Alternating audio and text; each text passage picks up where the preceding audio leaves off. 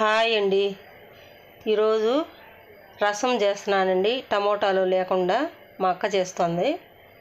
ఏ విధంగా చేస్తుందో చూపిస్తుందండి. ముందుగా చింతపండు నానబెట్టుకోవాలండి. కడుక్కొని ముందుగా గింజ ధనియాలండి.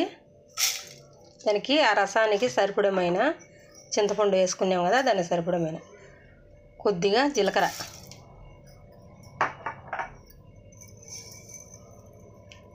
కొద్దిగా మిరియాలు,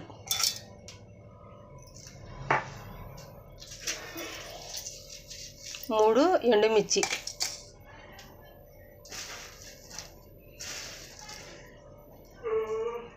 కొద్దిగా కరివేపాకు.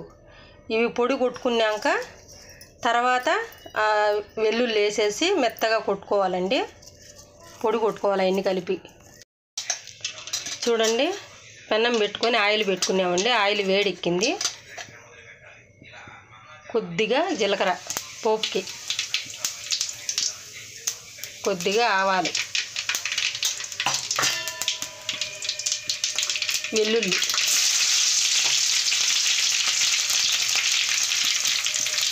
ఉల్లిపాయ, ఎండుమిర్చి,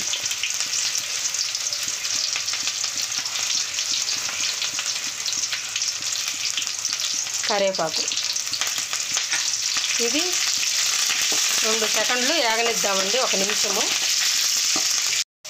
ఏగేసింది చూడండి. ఇప్పుడు మనం మిక్సీకి కొట్టుకునే పొడి అండి వేసేసుకొని దాంట్లోనే ఏగనియాల.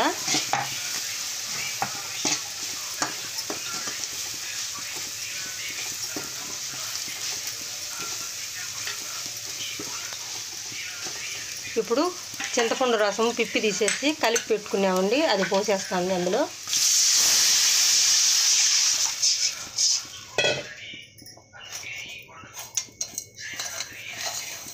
కొద్దిగా చక్కెర,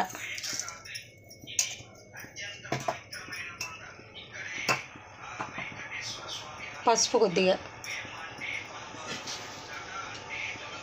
తగినంత ఉప్పు,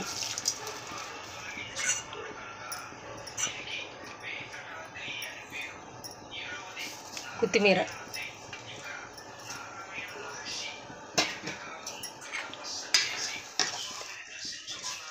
పులుపు కారం చూసుకొని తగినంత వాటర్ వేసుకోవాలండి. మరగనిద్దాము. చూడండి, ఈ మాదిరిగా వాటర్ పట్టింది. దానికి అంతా కలుపుకునేటప్పటికి ఇంకా కొద్దిగా వాటర్ వేస్తుందండి. ఇవి బాగా మరగనిద్దామండి. ఇది అప్పట్లో పెద్దవాళ్ళు చేసుకునే రసం అండి. ఇవి పల్లెల్లో ఎక్కువగా చేసుకుంటా ఉన్నారు. అప్పుడు టమోటాలు ఏం లేకుండానే. అప్పట్లో టమోటాలు అన్ని పెద్దగా లేవు కదండి పెద్దవాళ్ళ కాలంలో. ఇలా చేసుకుని తినేవాళ్ళు. చాలా బాగుంటుంది. బాగా మరగనిద్దామండి. తెల్లాల చూడండి, ఈ రసం అనేది ఇలా బాగా ఉడకాలి. ఒక 5 నిమిషాలు తెల్లినాక ఒక 5 నిమిషాలు బాగా ఉడకాల. అప్పుడు దాంట్లో ఉండే మసాలాలన్నీ బాగా పడతాయండి. ఉడికేసింది. ఇంకా స్టవ్ కట్ చేస్తాము. చూడండి, పెద్దవాళ్ళు చేసుకునే రసం అండి ఇది. ఏది లేకపోయినా ఇంట్లో చింతపండు, పోపు దినుసులు ఉంటే చాలండి. మిరియాలు వేసుకుంటే చాలా బాగుంటుంది. బాయ్ అండి.